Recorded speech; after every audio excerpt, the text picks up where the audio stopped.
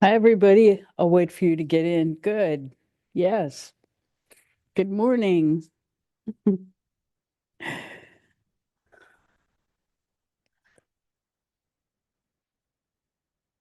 Okay, so let's meditate. So happy to see you all.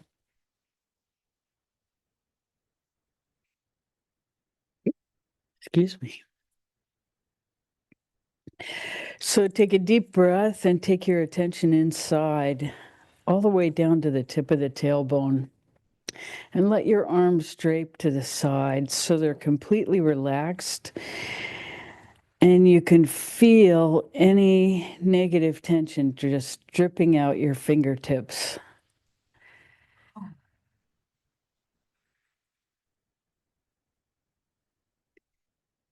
And then begin to allow the white light that is actually surrounding you to enter your body through the crown chakra.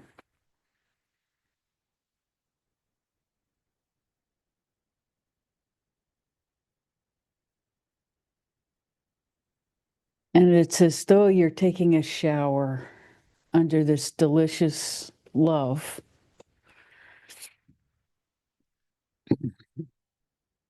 that really surrounds every part of the earth and everything that's alive. It's just that we forget to connect to it. It is our source, our birthright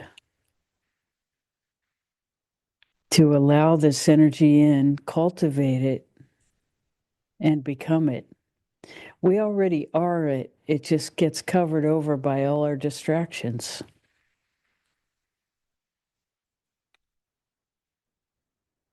So feel that light coming in and entering every cell of your body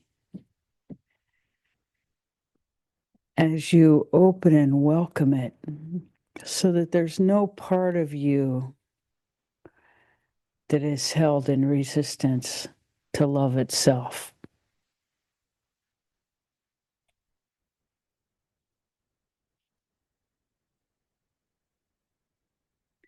And what you may feel is the love in yourself rising up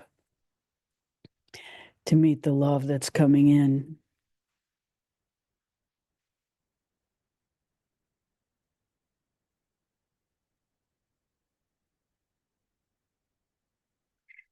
So now we want you to say Om 9 times into every energy center so we really get stabilized inside ourselves in the next 10 or 15 minutes.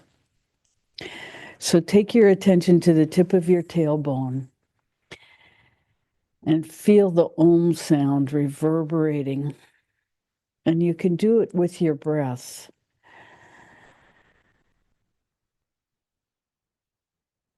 We'll tell you when it's time to switch energy centers.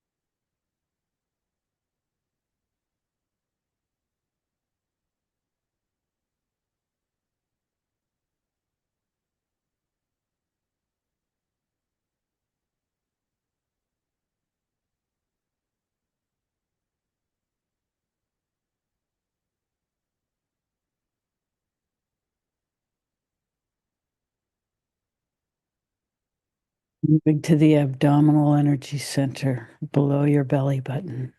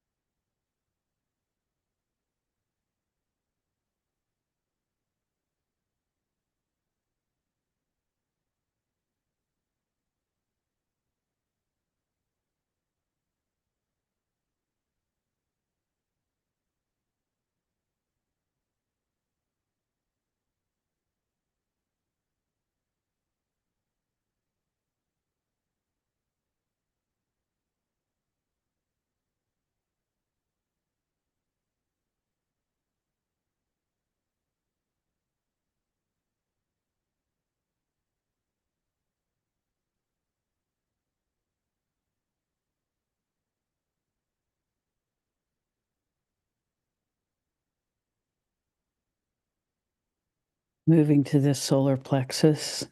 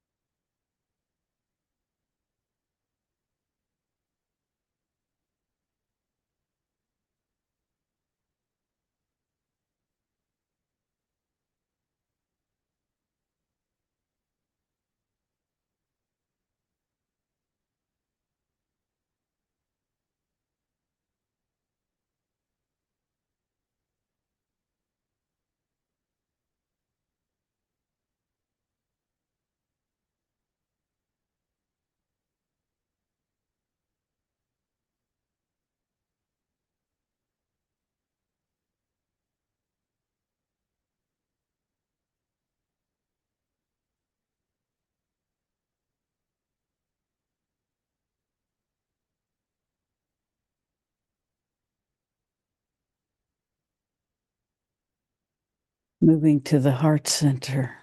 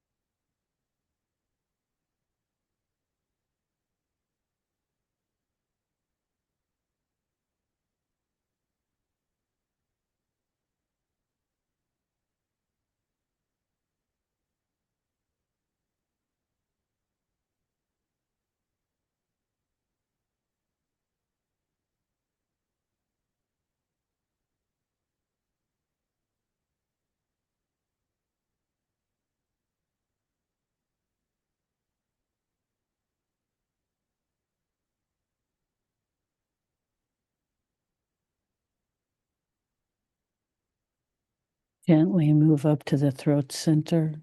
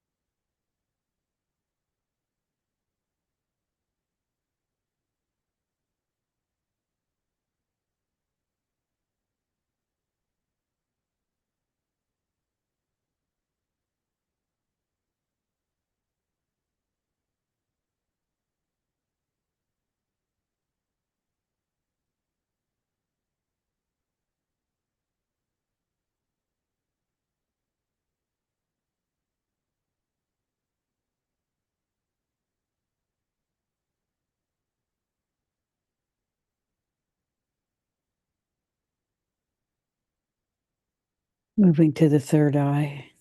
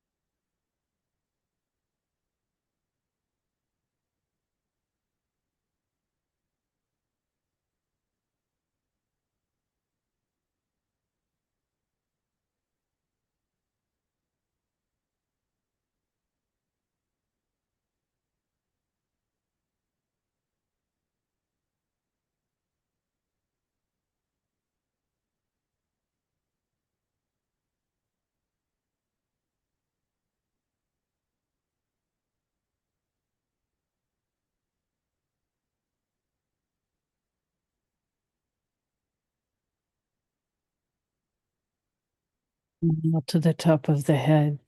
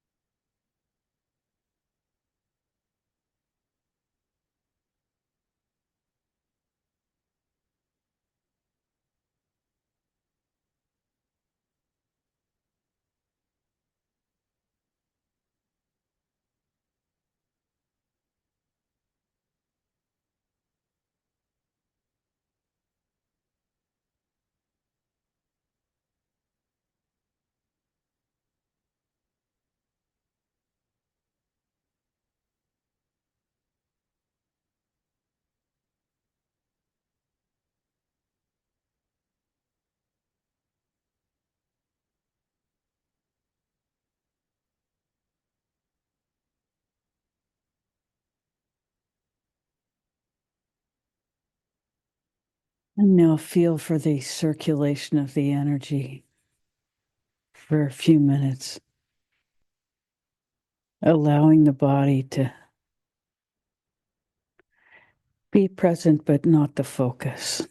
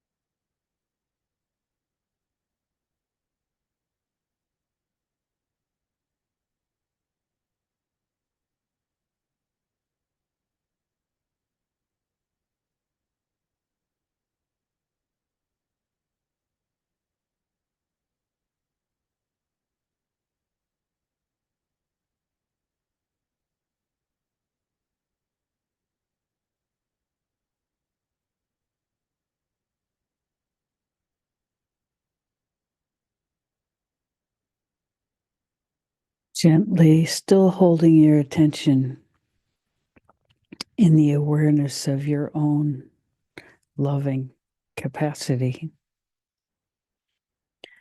Gently open your eyes at whatever pace works for you.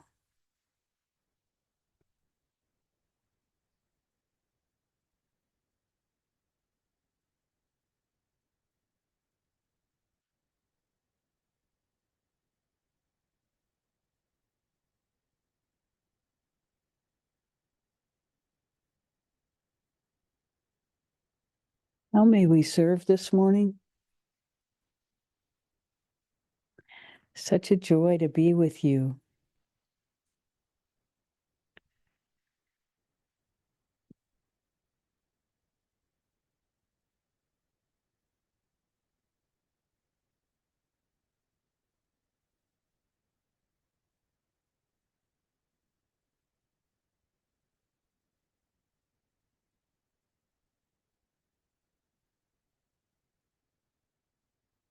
So, what's up?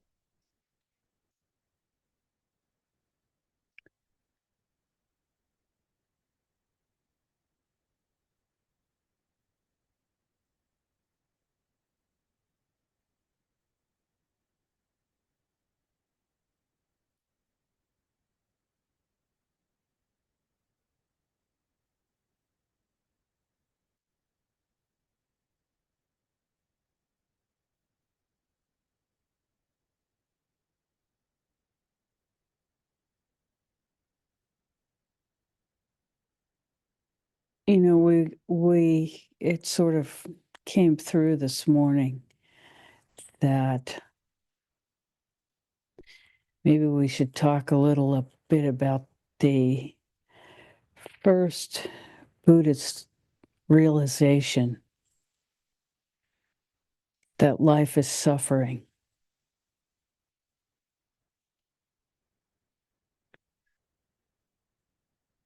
As a young man, the first time he saw old people suffering,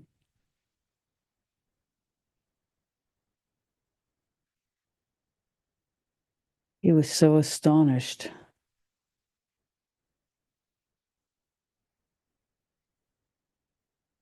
that he left the kingdom of happiness to see the world and understand the truth. So, how do we make peace with the fact that life is suffering?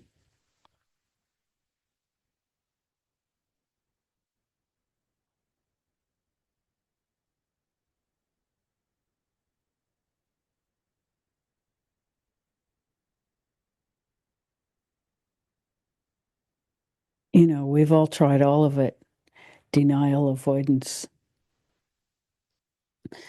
reacting in anger, reacting in love, cultivating compassion, but staring the starkness of life is suffering in the face.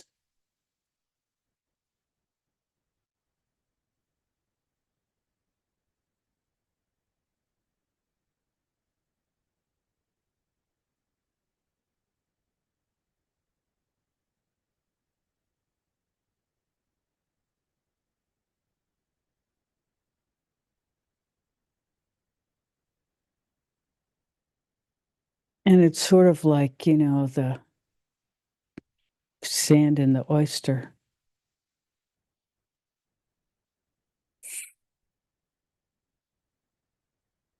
That when we stop the denial in ourselves, then true compassion for ourselves can arise.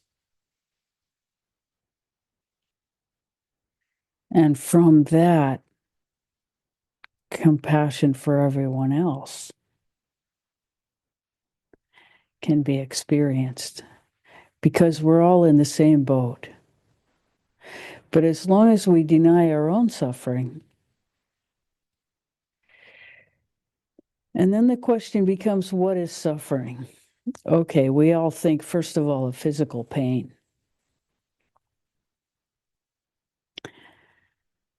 But how much of the time do we spend in physical pain, really? And if you spend time around dying people, you start to understand that people don't die from pain. People die because it's time for them to die.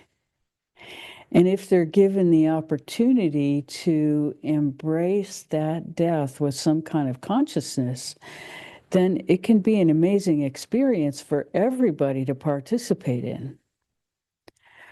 So, what are the other kinds of suffering that we fear? Well, poverty.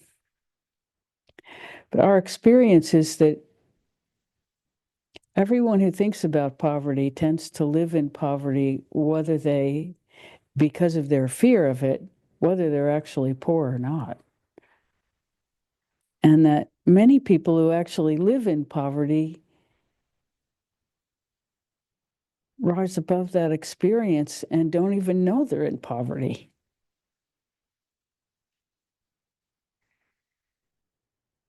Now, you know, homelessness. Homelessness must be really hard.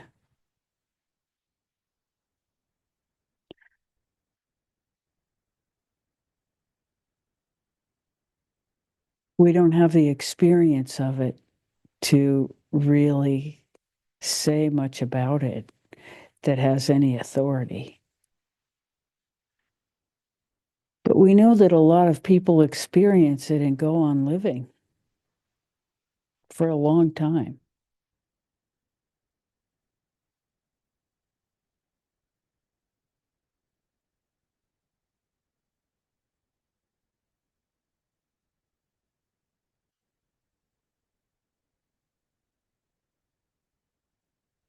So as we look at the various kinds of suffering that we fear,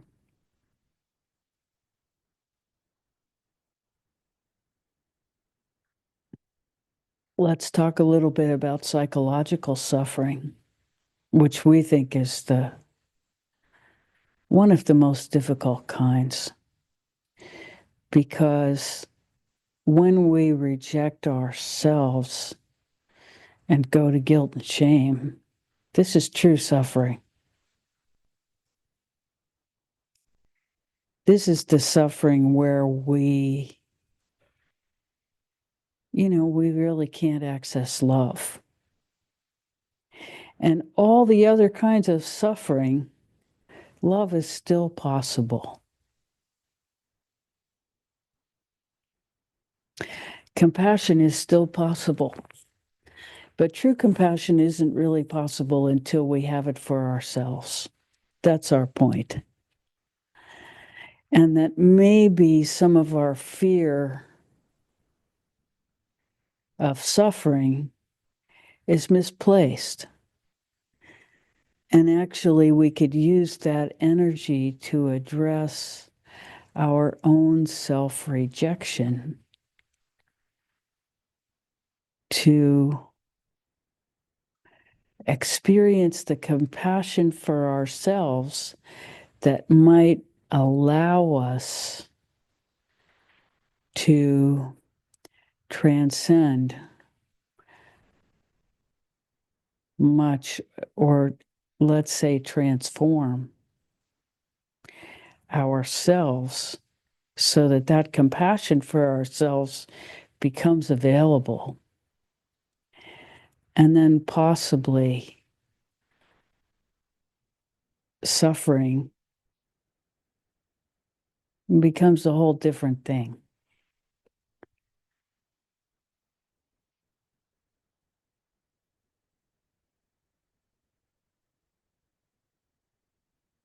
Anyway, it's worth some thought and some introspection about what place suffering and fear of suffering plays in our own lives, and what it is that we torture ourselves with that maybe we don't need to anymore.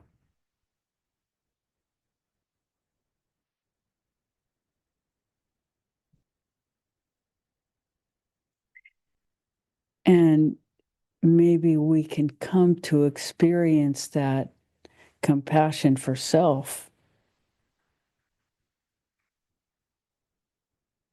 that will allow us to drop some of the fear of suffering, which holds us back from experiencing our total true nature, which is complete connection and expression of divine source, which is love.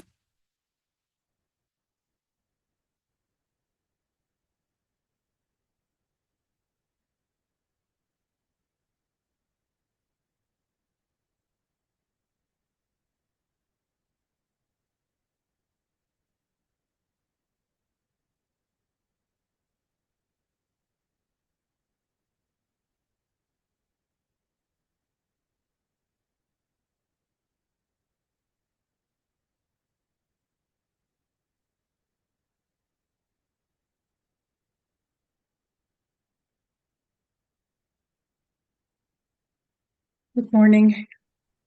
Hi, Hi. what can we This do is for you this morning?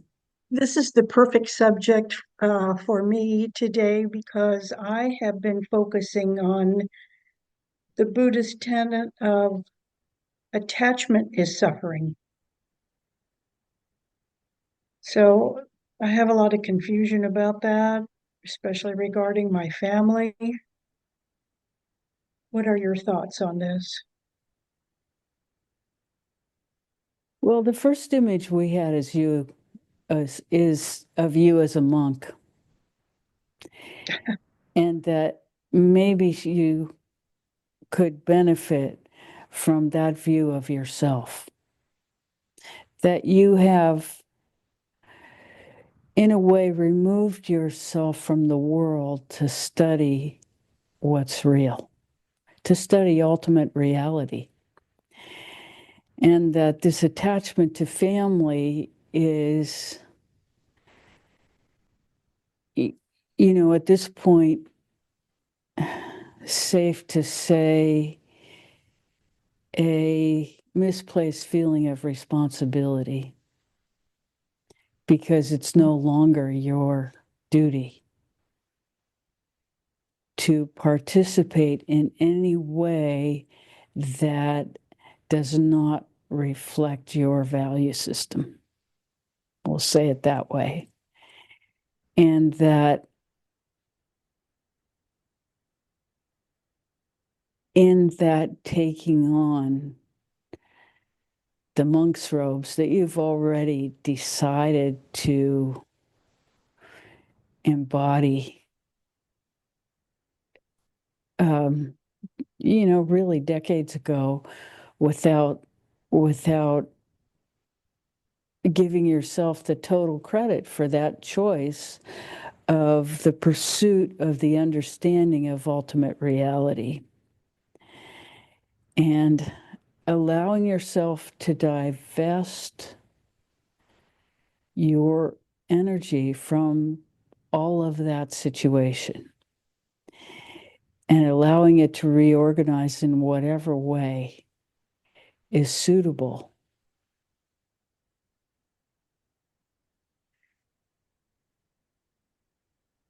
And in doing that, you'll come to peace. We guarantee it. It's not your ball game anymore. It hasn't been for some time. And so truly letting go is allowing that attachment to dissolve in you. It's not coming from them. Yes, things come from them toward you, but your attachment doesn't come from them, it comes from you. And the understanding of that allows you to just cut the cord. Does that make sense? And how does it feel?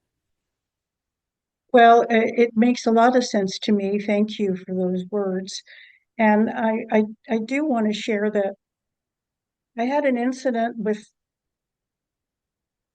my oldest son, who I'm really the most attached to. And for some unknown reason, I don't know what it is, but he and I used to speak quite frequently. And I haven't spoken to him for over a year now. And I've texted and called and so on and so forth, and nothing has happened. So I was praying on it recently and asking if I should, because I had this letter composed that I was going to send off, and thank God I saved it as a draft. I revised it a few times, but still something told me don't hit that send button. So I was praying for some clarity on that. And it just came to me the other day that it's fine to just let go. Just let it go. So I went back and I deleted the letter, and I experienced such a state of lightness. It was so, it was just so beautiful. And I could just see all this white light and this lightness. And you know that family is a real issue for me. It's in my chart. It's everywhere in my life. But to have that release was just so beautiful. And so I guess I'm just still wondering. I'm wanting an endorsement that yeah, it really is okay. But isn't my mind keeps saying, but but when and the reality is it's fine with me. Yes, you know, we already saw it.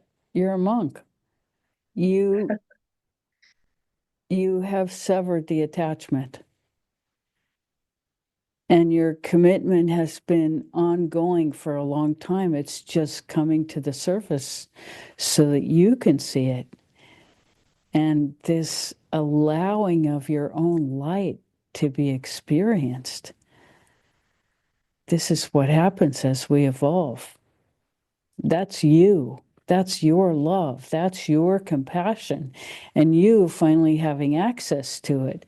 And now your relationship to your son has completely changed. If you did have an interaction, it would be very, very different from the letter you sent, because it would be from a real place of acceptance of yourself and allowing him to be whoever he is in his truth. That's what that cutting means. It's cutting your desire for him to be anything other than who he is and what he chooses, and your respect and honor for that. You just let go of your own attachment. So, so, so powerful what you have done. This is huge. And with the most important relative to you. This is really, really cause for great celebration. That's why we saw the monks' robes.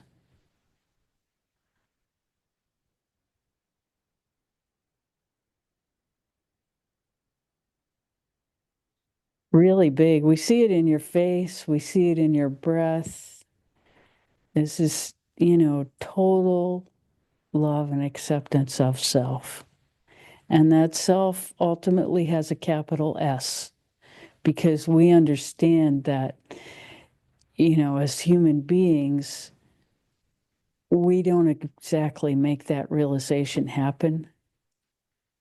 It just comes because we finally allow it. And then it's undeniable. And there we are, full of love. And it just happens. I think that's exactly right that I finally allow it because I think it's been there all the while. Absolutely. Absolutely. But, it takes a long time to overcome these assumptions, these matrix of belief assumptions that were put on us that make us just full of, shame and guilt if we don't do what we think we're supposed to. And really, the only thing a human being can do to really make a difference in the world is to completely accept ourselves. Not in a phony way, you know what we're talking about, but in Yeah. this real allowing other people to be who they are. And in that, and however we discover it, what we're really doing is we're allowing ourselves to take our energy back from all the places that we have felt compelled to be distracted with our energy and put it into other people. When we withdraw our energy from the distractions that we think others are putting on us, we suddenly see clearly.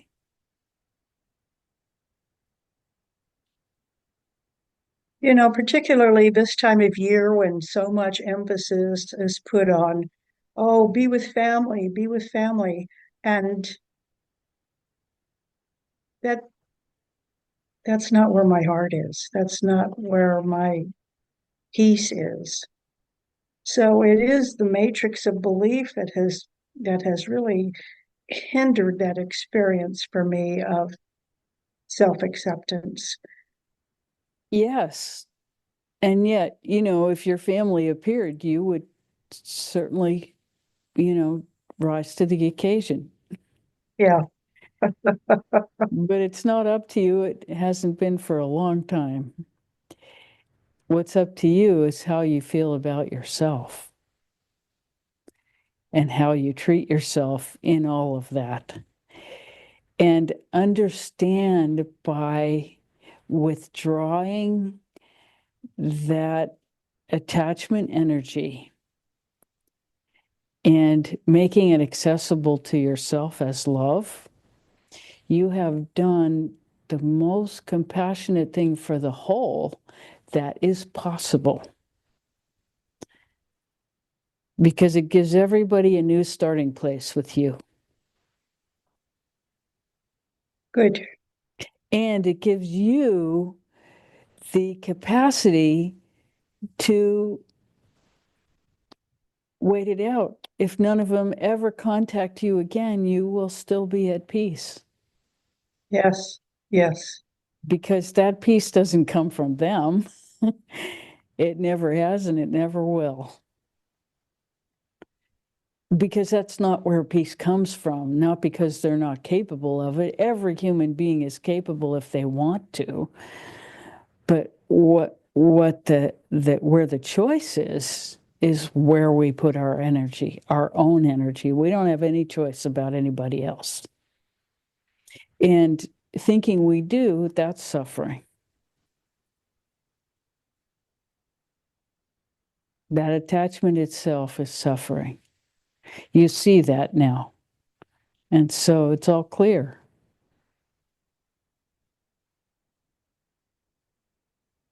And responsibility, a sense of responsibility for others is what traps us all.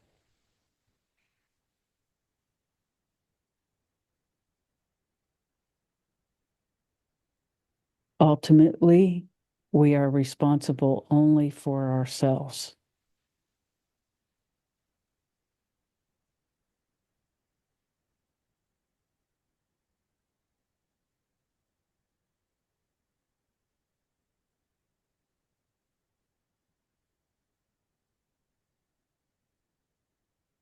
That's such a relief. That's such a relief. I just feel like this entire situation with family, all members of my family, has been under the heading of duty Well, it's been and your life's work that, and responsibility. I mean, at a certain age, that was true. That Yeah, was definitely true. And you did your best. You did your best, the best that you had to offer at that time. And you've been evolving all through time and space because you've chosen that. And then there's a time when it's no longer your duty or responsibility or anything. And then you have a choice about how you interact with all of it. Whether is the first choice. And then when it comes to you, then you have complete freedom to figure out how you're going to respond. But we can guarantee that the next time there is an interaction with any of them, the response will not be reactive. but proactive, because you have changed. Your whole relationship to the event has changed. So you will only interact if asked, and there's a chance to make a difference. So you'll be looking at it in a whole different way. And if it doesn't come, you get to just be a monk in peace. You have earned this completely by cultivating your own evolution. Congratulations. Thank you. Thank you. And I see so clearly that me as a monk. Yeah, it's you're in your robes. It's, in truth, it's something that I've wanted all my life. Yeah, and you have it.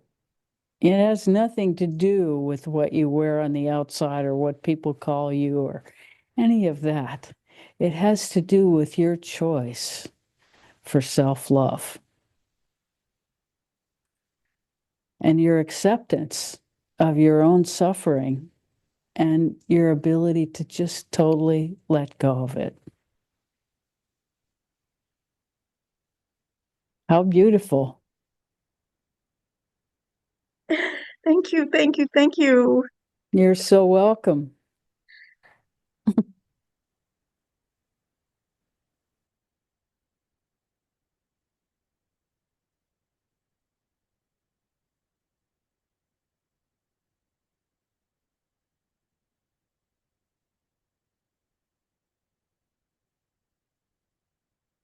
How may we serve further?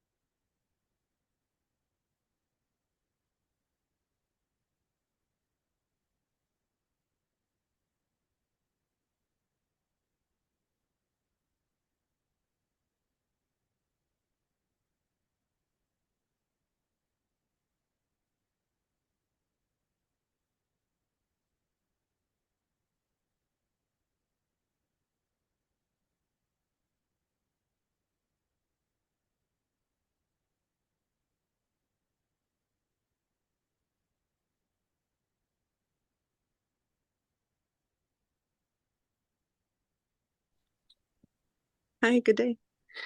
Hi. Hi. I have a question about kind of in the same but maybe different category, and that has to do with authenticity. And I was thinking about, how do you be authentic in places that maybe you don't feel like you're um, really a part of?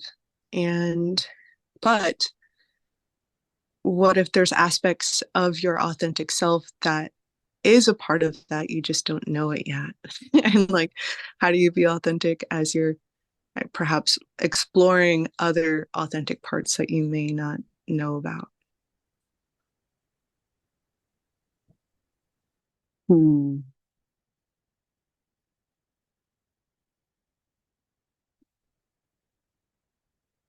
So authenticity has to do with not closing down to the parts of ourselves that have not resolved yet. And that not closing down means that we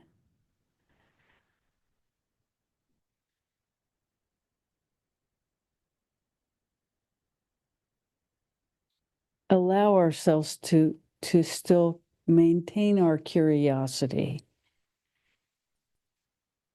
And if that part of ourselves is something that needs to be explored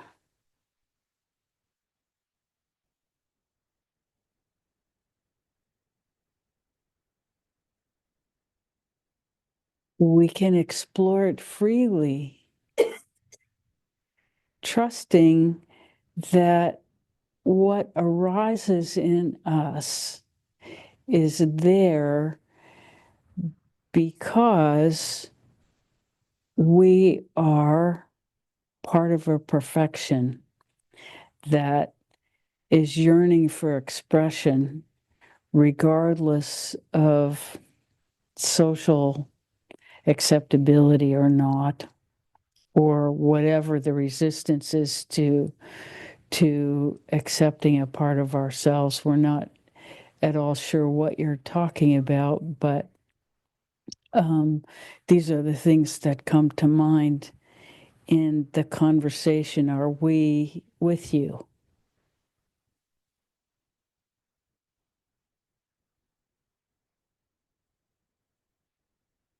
Or have we totally gone off base? No, you're on it, right on it. So be curious and be very attentive to where the resistance is and what it's about.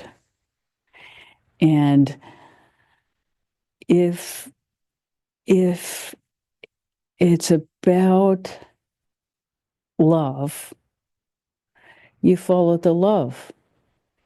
And if the resistance is about something else, then you pay attention to whether that something else has to do with love or something else. And you proceed cautiously, asking it every step of the way, is this authentic for me? And sometimes the answer will be yes, and sometimes it'll be no. And sometimes you just won't know. And, you allow your curiosity to have free rein until you feel like you're out of your authenticity. And then you step back and become clear about what's authentically connected to love, and what's not appropriate for you. And, trial and error is really all we have to work with some of the time. And our own experience of what keeps us connected and what, truly turns off our access.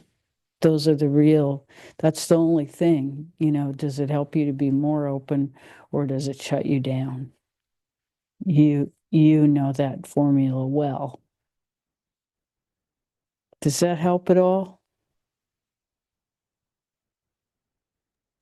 Yes.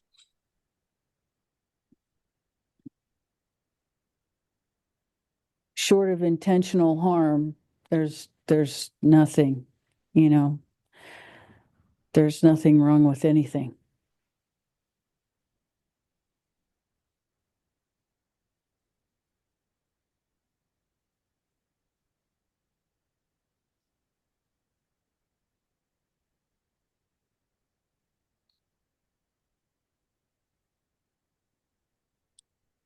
There's like almost this, I don't know, like this ego fight of, I think I'm this person and I live in this way and I do these things. And as I'm evolving, there's this like uncomfortability. And I know that there's aspects of myself um, that are true in my new practices, but I am uncertain and it's all new. And it's like, there's always that question of like, how much of this new practice is authentic to me or not? And but That evolves. What's real for you, you don't let go of. And what's not real for you, it's just like taking a dump. It won't stick. There's no way to make something inauthentic stick. if you're living in authenticity, and you know what it feels like to be authentic. And so, you know, if you get trapped into something that's not you, you'll be so uncomfortable you won't be able to stay there. So,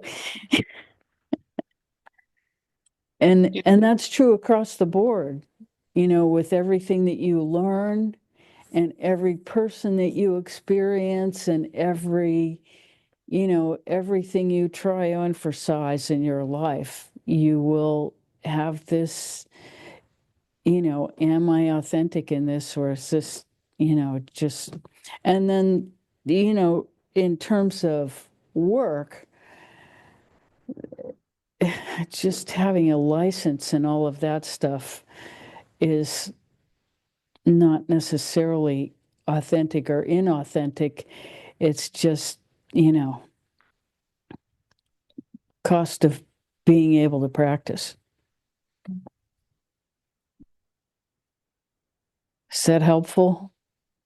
Yeah, I think the last part was a little more in the right direction of Mm-hmm.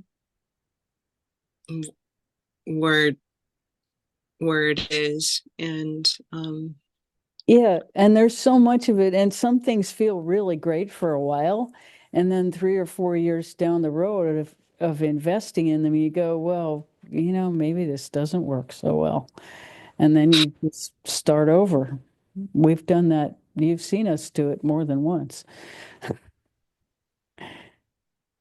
yeah, I so yeah. So And as I move into this exploration of perhaps a new authenticity and another aspect of my authentic self, it's just good to move with caution and inquiry and curiosity. yes, and you know, there's no such thing as a mistake. You know, we are good at different things than everybody around us. And so discovering where our, you know, our authentic talents lie is a really important part of the equation, because, you know, not everybody's meant to be everything. And discovering where you shine and where you don't is really a large part of it.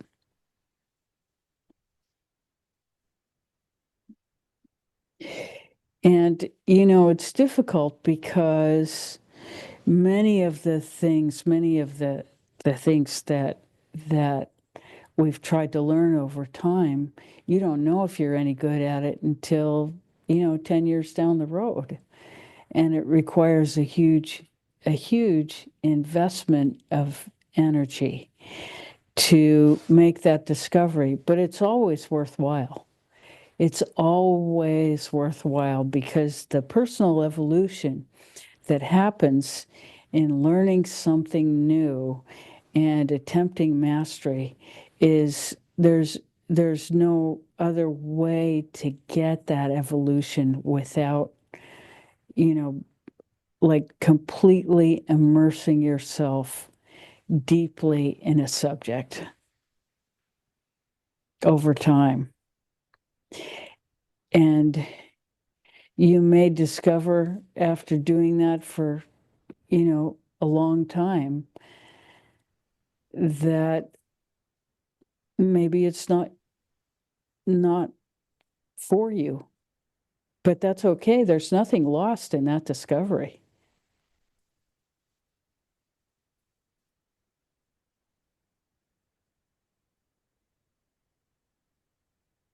And it doesn't mean that you forget everything that you learned. And you might come back to it. You know, life is not linear.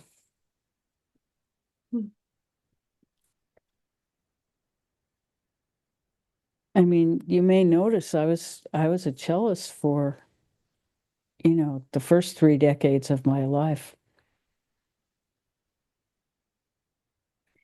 And it's back better than it that it ever was.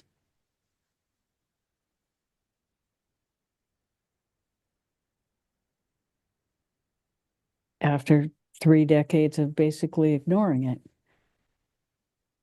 So you just never know.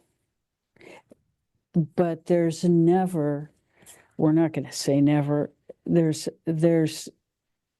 nothing lost in giving everything to attempted mastery. Because so much is learned, and you already know that the only way you learn anything is by failing a billion times.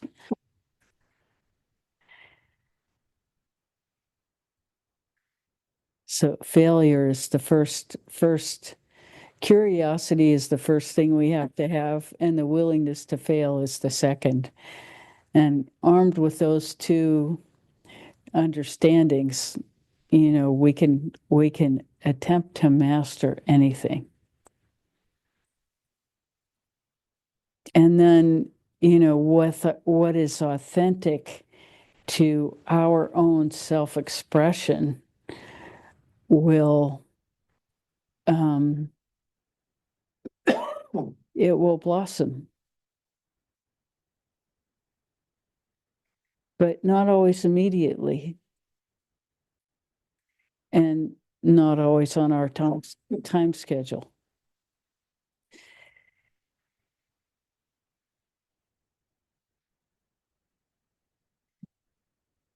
But curiosity,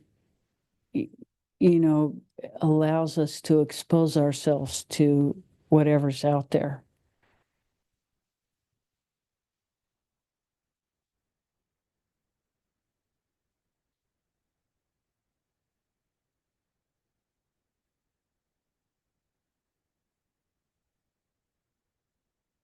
Does that answer your question? Yes, and more some.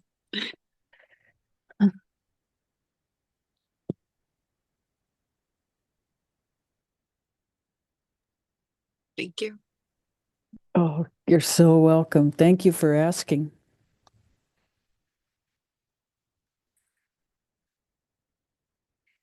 And the only important thing about failure is that we don't hurt ourselves because of it.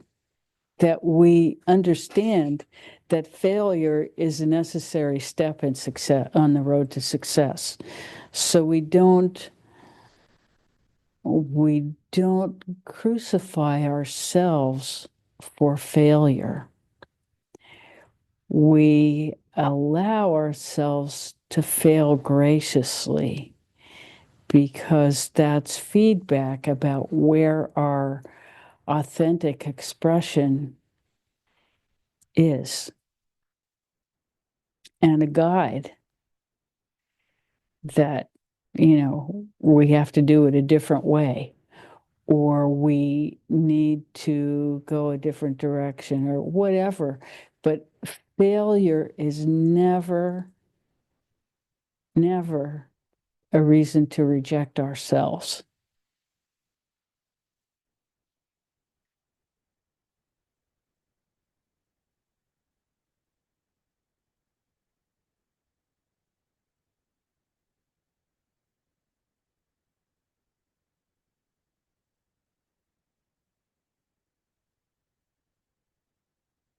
There are very few things we say never about. But rejecting ourselves is all of what authenticity is about. That we completely love ourselves no matter what, and understand that the full expression of ourselves is what authenticity is, and that we are evolving into that. And so anything that inhibits that evolution becomes unhelpful, and anything that supports that evolution becomes helpful.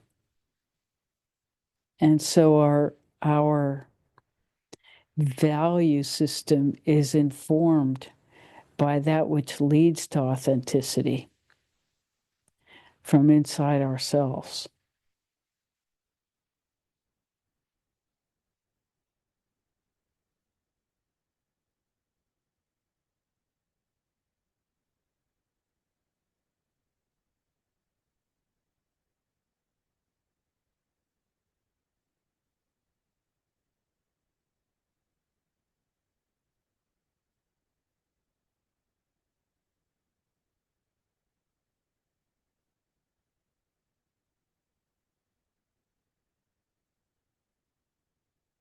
And we'll say one more thing. There's nothing that I regret about having had a medical education. But most of what I do in my life has little relevance to what I learned. The biggest thing I learned was a language, which is irreplaceable, and understanding a worldview and the knowledge of what my patients are being exposed to. And from that, the ability to be helpful in ways I never imagined. And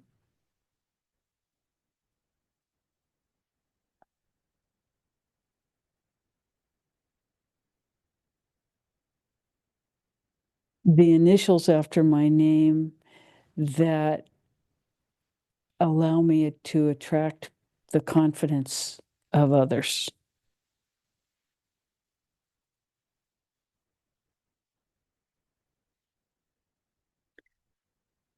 Whew.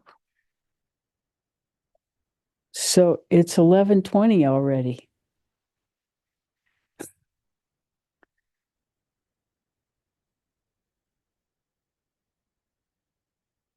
Is that helpful? Yes. Did you ever feel like you're being inauthentic as you were going through medical school? Absolutely. About 85% of the time. How did you deal with that? Uh, I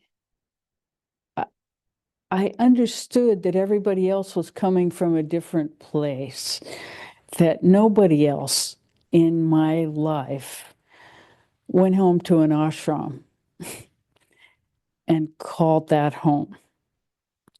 And I understood that nobody in my life was as dedicated to their inner as me. And I just understood that and allowed the contradictions to be present and articulate themselves to me over time about what was authentic, truly authentic for me. And I have no regrets about any drug that I ever learned about, any, really any surgery that I ever learned about, any insurance company information that I ever learned about, because even though all of these things are uh,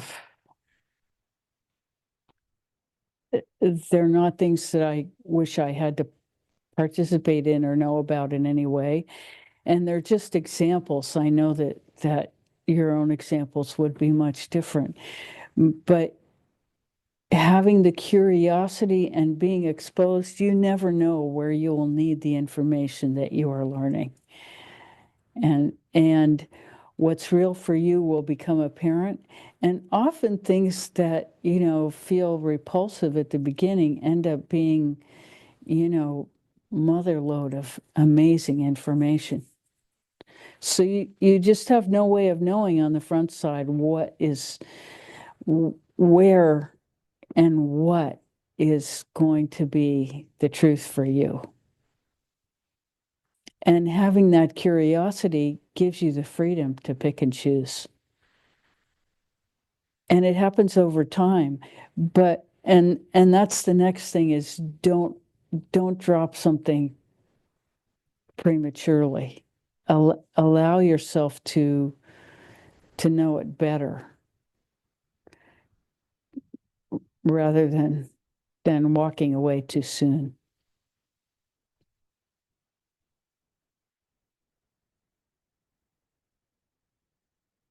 So yeah, it's not easy. It's not easy. Maybe 95% of the time I felt inauthentic.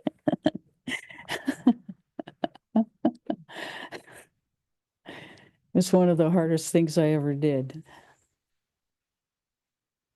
in terms of personal discomfort.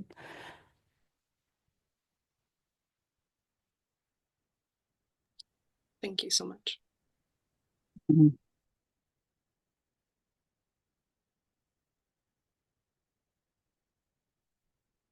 Okay, let's take our attention inside for a few more minutes. It's been so wonderful to be with you.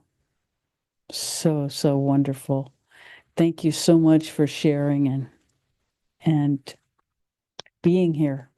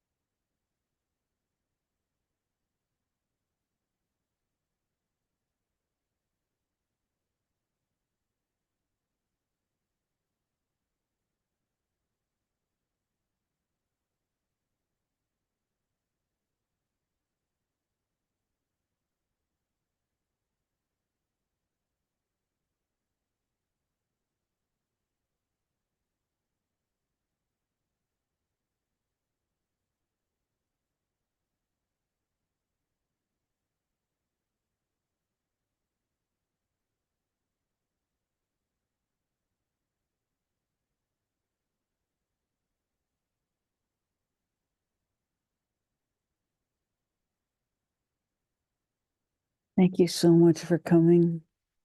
It's such a joy to sit with you. Mm.